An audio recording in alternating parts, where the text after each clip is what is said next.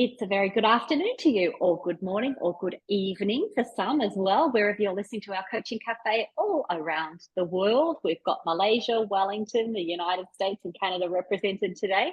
So, welcome to you all to the Coaching Cafe. My name is Natalie Ashdown from Open Door Coaching, and I'm joined once again by Paula Jones Hunt, who has been away for the past couple of weeks, quite ill with laryngitis. So, I'm very excited you're back here with us today, Paula, and you can speak. I'm Very very good. excited to be able to speak and be here today. Excellent. So today we're talking about when is it not the right time for coaching? Let's get into it. We acknowledge the traditional owners and the custodians on the lands on which we all meet today, and their continuing connection to the land, the waters, and the communities of Australia, and the lands from all around the world upon which you might be joining us today. Wherever you're joining us from. And we pay our respects to them and to elders past, present, and emerging, and elders from Indigenous communities from all around the world. And we just love it whether you're listening to this live or via your favourite streaming service. Thank you very much. And we acknowledge the elders from your Indigenous communities as well. So today we've been talking about real topics in coaching in the workplace over the past few weeks. And it's been wonderful because we've had really high attendance and some really good discussions. And so we're going to keep that going actually for the next couple of weeks as well, including today. And we're talking today about when is it not the right time for coaching? So when should we not be doing coaching? Very keen to hear your ideas. Please feel free to interact with us in the chat box. And thanks, Ben, welcoming you back, Paula, which is very, very, very kind, very cool. And when will we be calling on other techniques as well? Welcome to you, Robin. Welcome back. So I'm saying hi to all the regulars. As you know, if you are a regular, we love coming here every Friday, connecting with you. If you are new to our Coaching Cafe, welcome. We come together every Friday here live or on your favourite streaming service. We are all about creating community. We're all about having a shared learning experience. We're all about thought-provoking conversations in coaching. Sometimes we focus on coaching tools. Sometimes we focus on coaching topics. We're really focused on how do we coach in the workplace and looking at those real topics. And if you are here because you are collecting your ICF we offer them as a free service, as a way of giving back to the community. So you just literally have to wait to the end of the session and you can screenshot your CCE. There you go. So we're thinking about our roles as coaches over the past few weeks, and we know that our roles as coaches, as coach mentors, so people who are on this webinar, I know you are mentoring other coaches in the workplace. So you might be coaching in the workplace, you might be mentoring others, you might be a manager who's using coaching skills and as part of your leadership toolkit, or you might be a professional coach like all of us. And we know in our pure role as coaches, it's not our job to fix things. It's not our job to advise and tell and judge. It's not actually our job to generate options or lead our coachee. And this can be frustrating for people in the workplace because as subject matter experts, we want to really help people. And that's how we help people, by delivering our subject matter expertise. So it's not unusual in our Leader as Coach programs in particular. I was just delivering one this week because someone was not well. I was delivering a Leader as Coach program this week, and this exact topic came up in our Leader as Coach programs. But what if we should, when should we not be coaching? We can't be coaching all the time. We have more than one role as leaders and as managers. So when would we not be coaching? And I kind of said to them, well, if you want the answer to that question, you should join us on the Coaching Cafe on Friday. But I also answered the question then and there as well. It's a topic that is frequently asked during coach training. It's something that people frequently think about because we do have more than one role. New coaches are thinking about it in terms of, should I be coaching now? Should I not be coaching? But more experienced coaches who are tidying up their coaching skills, maybe you've slipped more into mentoring, maybe you've slipped more into consulting and advising. As I was talking to a client last week, they've slipped more into consulting and advising, and they're smartening up their coaching tools. So, and their coaching approach. So it's, because we have more than one role, we know this with, it's good to have this conversation, to think about our roles as coaches, but then when would we not be coaching? So these are the kind of ideas we came up with. And Paula, feel free to jump in as always. I'm very keen to hear your thoughts, and everyone can jump in on the chat box as well. So I was brainstorming when we would not be coaching. And for those of you that have done a certificate for in workplace and business coaching, go back to module 2 and go back to situational coaching. So the diagram we have where it's skills and knowledge on one axis, and the situation and the context, is it low urgency or high urgency, etc. The situation and the context, is it everyday coaching? Are we in an urgent situation? So you can go back to that, refresh those skills in terms of the axes and the situational coaching and leadership. But rather than just repeat that for you who are all regulars, I wanted to just have a more general discussion about the type of times that, so you've got your situational coaching model, but just a general discussion about the times that we would not be coaching. And I'm as you know, I'm working on this risk versus reward payoffs diagram as well, so we can talk about that as well. But for me, the first 2 things that came up straight away was ethics, and the second thing was organizational policy.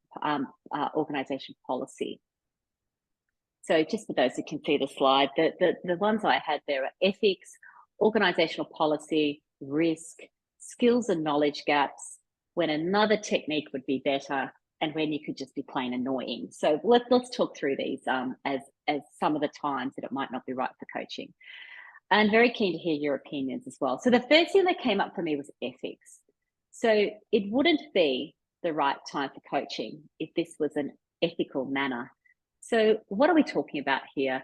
We're talking about things when ethically the person that you're coaching or the person you're working with or in the workplace, when ethically there's something that's happening. So maybe it's about a duty of care, maybe it's a privacy thing, maybe it's a confidentiality thing, maybe it's that another service would be more important for the person. So maybe they're experiencing a mental health episode or a mental health concern, and perhaps counseling or some other form of psychology or some other form of assistance might actually be more important for the person.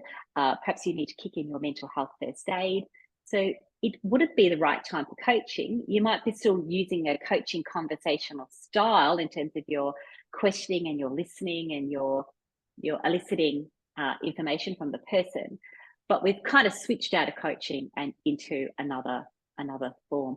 And if we go back to the ICF core competencies, you know that ethics is now part of, well, it's built into the ICF core competencies now as number 1, ethical practice. The ICF core competencies are actually great from that perspective, because those things I've just mentioned are things that we would be concerned about from an ethical point of view. Paula, do you want to add some things in there about ethics? Yeah, I would also say sometimes under that ethics it's the question of whether you are the right person to be having the conversation. So sometimes it could be because if it's from a mental health perspective, it definitely could be that counselling is a better option. But also in organisations, sometimes the role that you're in might make it that you're not the right person to have that conversation. So it really, so sometimes it is about, am I the right person to be having this conversation, and is coaching the right tool that we need at this point in time, or is it something that needs more assistance? Yeah, I think that's a lovely addition. Thank you. And it then helps us take responsibility, doesn't it, as coaches and as leaders and as managers, about who's the right person. I agree. The other thing that comes up for me also is around if ethically this it's not right for you. So it's not right for you as a coach to be coaching because it clashes with your values or your morals or your own ethics. So it might be something, a topic that is just too much of a clash for you. So it's not that someone else couldn't coach that person, it's just not right for you. So there's a lot in ethics. We have discussed it quite a few times over the Coaching Cafe over our time together. So you might like to, flick back to the blog and have a look at that as well, the blogs we've done on ethics. The next thing that comes up is organizational policy. So the obvious one is if whatever is being discussed is outside of organizational policy. So we're talking about a policy breach, whether the person is aware of it or not aware of it, there's a breach of organizational policy. Or perhaps someone is talking about something which from an organizational policy point of view and a duty of care point of view, that we're switching out of coaching now and we're putting an organizational policy hat, or we're putting our manager's hat on. So organizational policies set boundaries for the organization, as you know, and not everybody is aware of organizational policy, but if you are aware of it, then we would be switching potentially out of coaching quickly, actually, and into discussing the organizational policy. Paula, you grew up on organizational policy, so I'm sure you've got something to offer here as well. Yeah, and Brett popped in that sometimes when pure coaching is not appropriate, open coaching style is. And I absolutely agree with this, is that there are, even if it's not the right time for pure coaching, I would always lean into asking great coaching questions and to gather information and work out where somebody is and what might be options for them. And even in that mental health first aid space, we do a lot of questions to find out what's worked in the past, where else do you think you could help, what else could help you at this point. So absolutely, I think even if you come out of pure coaching, having that curiosity and coaching style is always helpful in all conversations. And yes, from that organizational policy perspective, having written many policies in my lifetime, and working in HR, I know that policies exist, but most people don't spend their life reading the policies and becoming really familiar with them, as opposed to someone like myself who would know them inside and out. So if the conversation is going in a way that is going to breach policy, sometimes it's because the person doesn't know, which when you think about the situational awareness, if the person doesn't know, then we need to stop the coaching so that they are aware of it and can then think about what their next steps might be. But I don't assume that everyone in an organisation knows our policies backwards and forwards. Yeah, absolutely. And often, as you've shared with me over the years, Paula, the only time that they start looking at the organisational policy is when something's gone wrong. It's not something we do every day. So that's another thing to think about too. And the other thing that comes up for me as you were talking was around coaching mindset. And it links into what Brett was saying there too, another of our ICF core competencies, that we can still have a coaching mindset approach. So it might not be the right time, as Brett's talked about, for pure coaching, but we can still have a coaching mindset, those open questions as you've discussed and Brett's discussed, Paula, the open questions, the coaching presence, being able to sit with a person, being able to have a quality conversation, listening, drawing out their answers, all of those things we can actually draw on at the time as well. The difference, I think, is that we may be stating what the ethical situation is. We may be stating what the organizational policy is. So we might be directing or telling or advising or consulting or whatever the word might be. We're basically saying up front, well, that will be against organizational policy and blah, blah, blah. So we're not just making observations, we're being quite direct sometimes in what we're saying here. And as soon as you do that, you've put out a coaching, you're into more of a, I'm not saying you have to be directing and telling, but that's kind of the approach. What I mean by that is we don't have to be direct and nasty and aggressive or anything like that, but we are communicating what the situation is, I think, particularly if the person doesn't have the knowledge. Then the next thing, thank you everyone, keep jumping in onto the chat as well. The next thing we're thinking about is risk.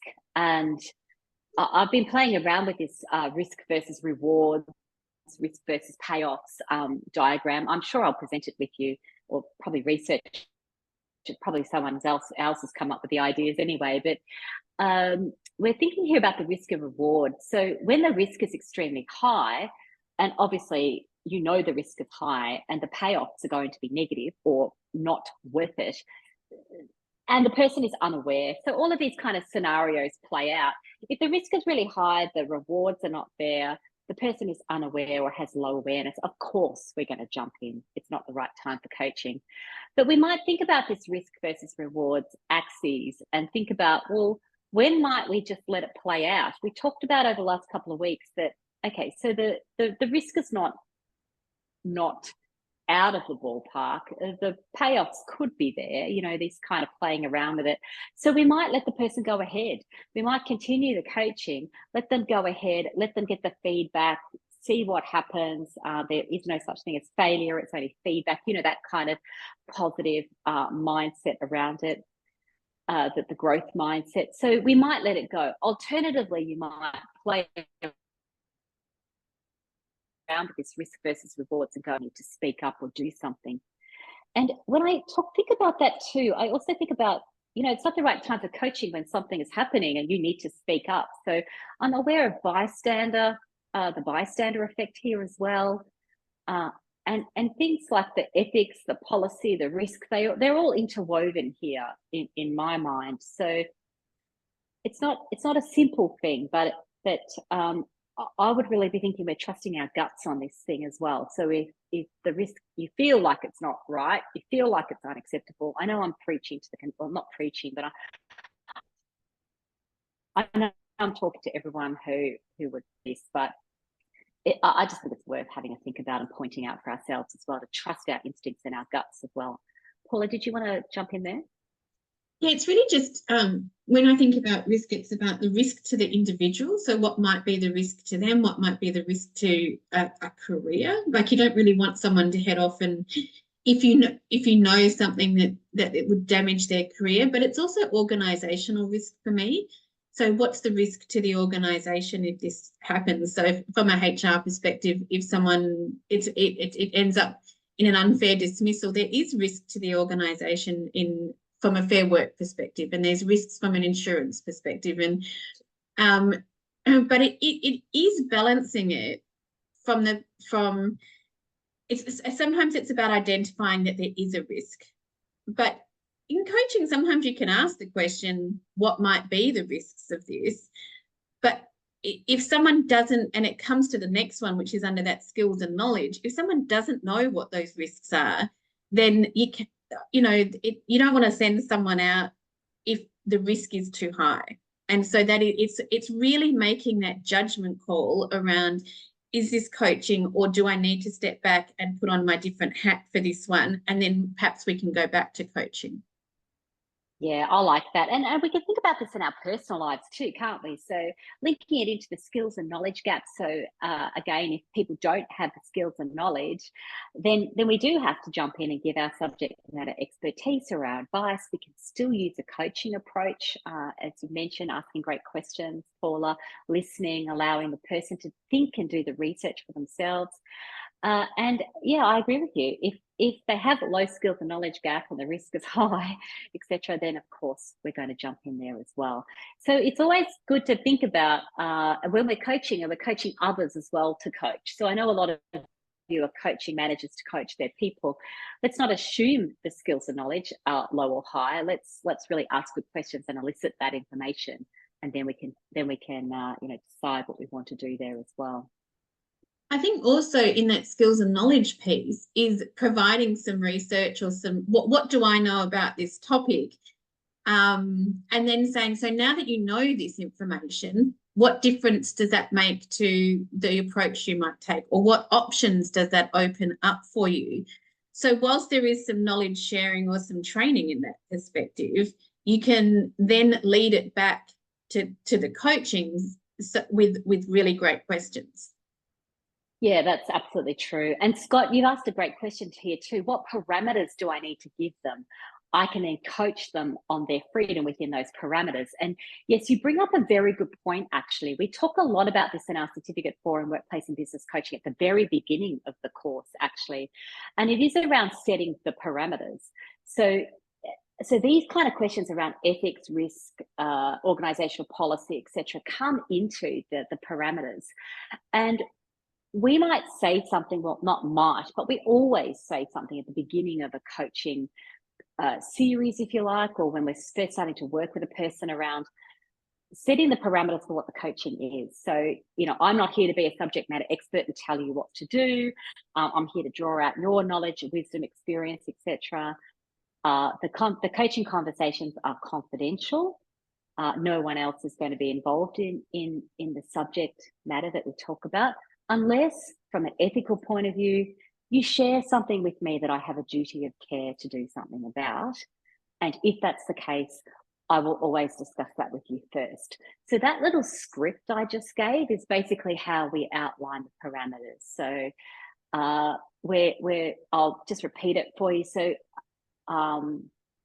it's basically something along the lines of, our conversations are confidential. I'm not required to report to anyone unless you share something with me or disclose something with me that I think ethically or that I have a duty of care to report. So we can lay that out at the beginning. We can refresh that during a coaching session as well. It's not uncommon, actually, for a person to say, oh, can I just double check? Is this confidential? And then I say, yes, our conversations are confidential unless I have a duty of care. It's something you're going to share with me. I have a duty of care to do something about a report, but I will talk to you before and we'll have that discussion. So the same kind of thing happens in mental health first aid conversations as well. And if you do set those parameters about what you will work on, what you're not going to work on, so I'm not interested in working in this topic area or that topic area, or the parameter is that we're only focused on workplace conversations. So if you bring up something around relationships or kids or whatever it might be, or your home life, we're not really coaching around that. So all of those kind of things fall into the parameters that you might set. And when I said, say, set the parameters, you're having this as a conversation with the person to, as they say in Air Force, set the left and right of arc. Set the parameters about what is and is not included in the coaching. And then, as you said, then we have freedom to coach within those parameters. That includes organizational policy as well, because the organization might say that the coaching sessions are to be used for this purpose. And we had that recently with a client. The coaching conversations are to be used for this purpose. So we don't want them using these coaching sessions for this, and this. We want them to focus on this area. So we had that as parameters as coaches, and we worked within those parameters. Good question. Thank you. A couple of other things I thought about were basically when another technique would be better. So managing, directing, counselling, mental health first aid, a referral to psychology, when anything might just be better than a coaching approach. Now, there's part of me that goes, what could be better than a coaching approach? Sitting, listening questions, etc. But in the workplace, and when you're coaching managers to coach their people, sometimes there's circumstances, often there's circumstances where we just do need to direct and tell and set the agenda and set the parameters, etc., etc. So we as coaches, as leaders and managers, all wear different hats. And again, going back to our situational coaching, there's going to be many times when we actually have to direct and tell and set the goals or translate the goals from a high, et cetera, et cetera. So plenty of times when another technique would be better, and you will know that having studied your coaching as well. Paula, anything you wanted to add to that? Yeah. Sometimes it's actually about the hat that you're wearing at the time too. So sometimes someone will come to you and what they want to do is just download the information, or they want to just talk to someone as their friend and not be coached, or they just so I often was heard saying, so who would you like at this point? Would you like the HR Paula or the friend Paula or the coach Paula? Which one would you like, so I know how to direct this conversation? And it's part of that seeking permission from the person, because sometimes they don't want the coaching. Sometimes it's not about finding a solution. It's about having someone that they can talk to and just say what they need to say. And at that point, coaching isn't the right tool. So it's about, and it's in that parameter thing too, where if you're asking who would you like to talk to today, and then assessing it from that perspective. And sometimes in this, the other technique that would be better is genuine training. If someone genuinely does not know how to do something, no amount of coaching is going to help them with it, until they know what they don't know. So sometimes it is about, this is a genuine training opportunity, so let's do this.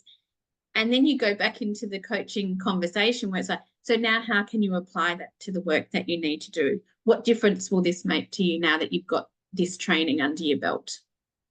Yeah, I love it. And people are agreeing with you, Paula. As the leader, Brett says, as a leader, you need to be able to switch roles with ease, and that's absolutely true. I think also, in, as you've mentioned, in our personal lives, we don't always show up as coach. So, are we? So that is thinking about what's needed here, and would another technique, or not even a technique, would it just be, as you say, friend Paula, having that banter and that conversation. That's what's needed here, not your beautiful, not your kicking in your beautiful coaching questions, not needed now. So, and Scott's offered another reason for stopping coaching is that the coach is not making progress from the coaching as well. So another thing to think about is, there's something else that might be needed here.